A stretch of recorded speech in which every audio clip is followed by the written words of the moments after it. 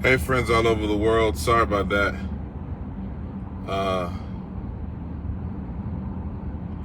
I need you to hear me real good on this one.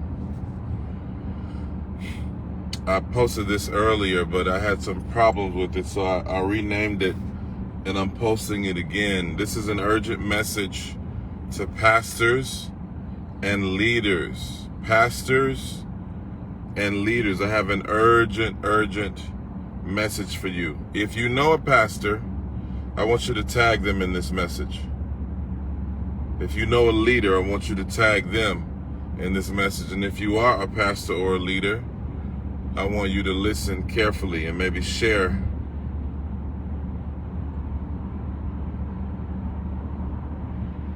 this with them. My first year in ministry, I almost died. Many of you know the story. I almost died my very first year in ministry, and I came under severe spiritual attack, severe warfare. And I didn't realize the warfare that I would experience as a pastor. And so I went through a lot. But I've come to understand in my many years of ministry that it is important that you don't allow ministry to kill you. In fact, let me put it this way. Ministry should not be misery. If you're miserable as a pastor, then you are not doing what God called you to do. I can assure you. If you're miserable as a pastor, you are not doing ministry. You are involved in misery. Hear me, friends. The rate of pastors dropping out of ministry, quitting ministry, getting divorces, children all over the place, homes in shambles. Something is wrong with the way we're doing this thing. It's not supposed to be like this. Jesus says, take my yoke upon you, for my yoke is easy and my burden is light. Now, we will face persecution. We will face challenges. We will go through those things. But some of this stuff is self-inflicted. I was watching a video from a pastor who, it's a viral video, and the pastor's talking about how he's burnt out, how he's scared that he's going to have a stroke in the middle of the night and he's going to, not survive. He's scared. And we're praising him, we're celebrating him, and we're saying, man, he's being transparent because burnout is real. But should it get to that point, though? I mean, I'm sorry. Hear me. Who told us? Who told us to function like this? Who told us that you're not supposed to have any joy as a pastor? You're not supposed to enjoy your life. You're not supposed to have any peace. You're never supposed to go on vacation. You're never supposed to do anything for you and your family. Who told you you can't have nothing and you gotta suffer? You gotta be a pauper and near homeless and all that. Who told you that?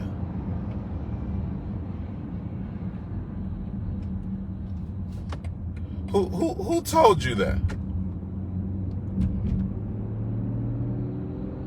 Who told us that pastoring had to be painful? I'm trying to talk to us today. I'm telling you. See, ministry's not killing you. People are killing you. It's not ministry killing you. It's your lack of balance is killing you. It's not, listen to this.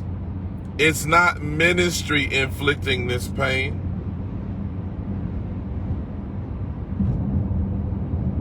It's your need to be something God never called you to be. You want to be the painter. You want to be the politician. You want to be the paralegal, the family counselor, the technology specialist, the videographer, the photographer, the media. You want to be everything. And because you're being everything, you're not able to be efficient in your assignment. I'm telling you, stop letting these billy goats kill you. You stressed over what people are saying and doing and thinking and the attacks. Listen, you have to unplug from the matrix and say, I'm not going to allow this to kill me. People get mad with me. Oh, pastor this and pastor that, and oh, look at pastor. He's dressing nice. He's driving a nice car, and I will continue to do that in Jesus' name. And I don't care what you say, because I remember when we were suffering, our children didn't have anything, and we trying to preach to a bunch of no good, rotten, rebellious goats, who after they're done with you, they're going to go to another church. After they've killed you, they're going to go on to their next victim, some other unsuspecting pastor who feels like he has to be everything to them. And then they're going to go to your funeral and eat Kool-Aid and cake at your funeral. Drink Kool-Aid and eat cake and shed tears.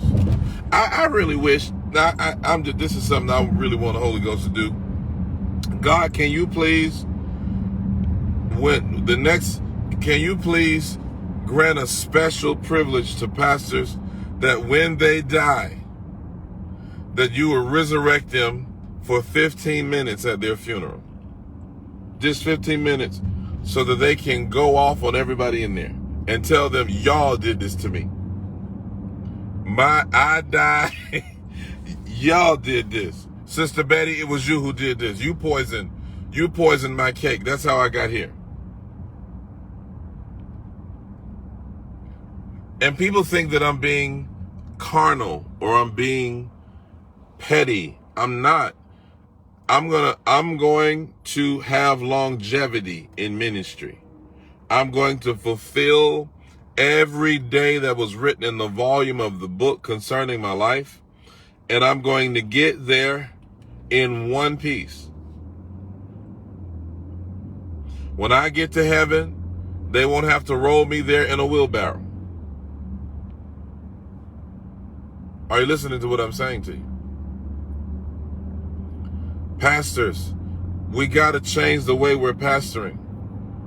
The sense of false guilt and false obligation that have controlled so many of us, which is hurting the quality of our ministry.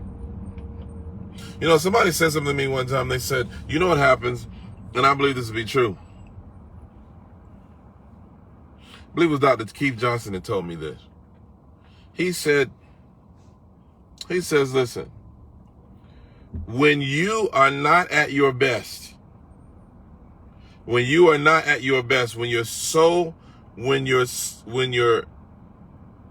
pulled so thin, what happens is that you do not put forth quality. And when you don't put forth quality, you attract low quality. And it's absolutely true. You're supposed to be praying and letting God speak to you and giving you a word for his people and spending time in the secret place and meditating on the word and spending time ministering to your family. That's your primary objective. That's your primary objective. And you need to delegate authority. Some pastors are dying before their time because they're afraid to delegate authority to somebody else. You want to do everything, and nobody told you to do everything. You can't do everything well. It's not possible. Nobody does everything well. We can do a lot of things well, but it's better to focus on your core gifting and your core assignment and delegate responsibility for the rest of those things. You don't have to be the chief administrator. You don't have to be in every meeting. You don't. You can have some meetings can take place without you. You don't have to be at every meeting. You don't have to be at every meeting. You don't have to be at everything. You see? So I believe that the reason why a lot of leaders are being burnt out and they're being so And ministry is so devastating to them. I don't believe it's just because, oh, we're going through spiritual warfare. There is that. Or the devil's attacking me. There is that. Or that these things are just inbred or part and parcel with preaching or pastoring.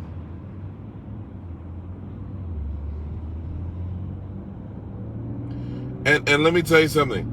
Some pastors need to quit the ministry. Because number one, you weren't called to do it anyway. You did it because somebody appointed you to do it. You did it because that's what you thought was, you conflated preaching with pastoring. And preaching and pastoring are two different things. So you conflated preaching with pastoring, so now you're doing stuff you were never told to do. God never called you to do it, and it's wearing you out. Some people need to quit.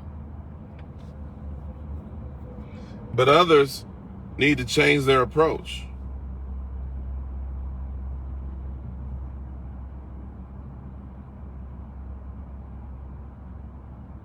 We need to change our approach to ministry. Ministry should not be misery. It can be fun. We can have fun. A lot of people get mad with me. Why are you always telling jokes? Because I'm not going to let you kill me. That's why. How about that? Huh? Is that okay, Cookie?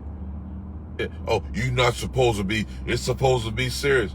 And look at you. That's why you got Bell's palsy on the side of your face. Face look like this.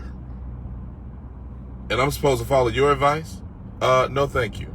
I'm going to laugh. I'm going to have fun. Laughter is medicine. God knew what he was talking about. When we laugh, we release endorphins that help regenerate our body. I'm going to laugh, boo-boo. I'm going to laugh. I'm going to have fun. I'm enjoying my wife, my children. We all going to serve the Lord together. And if you don't like it, skedaddle. Seriously. That's how you have to pastor, friends. That's how you gonna have to pastor. Ain't no other way to pastor. Look at you. Some of y'all can't even last 3 years in ministry. You ready to quit. Something ain't right with that. I can't even tell you how many pastor friends I know that have had strokes and went into diabetic comas and cancer and arthritis and all kinds of stuff. Heart attacks. You 35 years old having a full heart attack because somebody told you you're supposed to be everything to everybody. Man, y'all better stop this. Don't do it. Save your pastor's life. And let me tell you this. Here, this is the last part of what I want to tell you. Listen to me.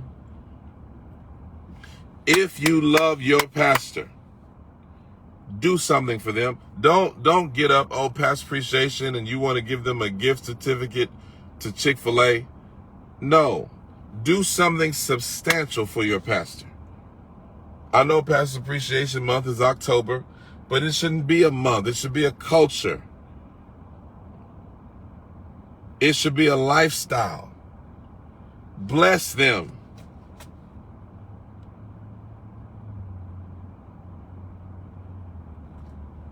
Bless them.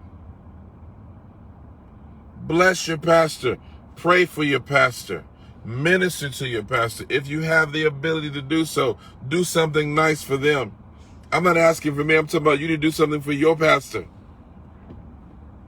If you want your pastor to be around and you want them to be at their best, sow into them. Pray for them. Minister to them. Do something for them. Don't just show up and you're out. Do something. See, pastors need encouragement. Pastors need encouragement. They need to be celebrated, not just tolerated. They need to feel like they're making a difference in your life. Your presence, your attendance encourages your pastor. When you show up all the time, every time they turn around, they see your face, that encourages your minister, your leader.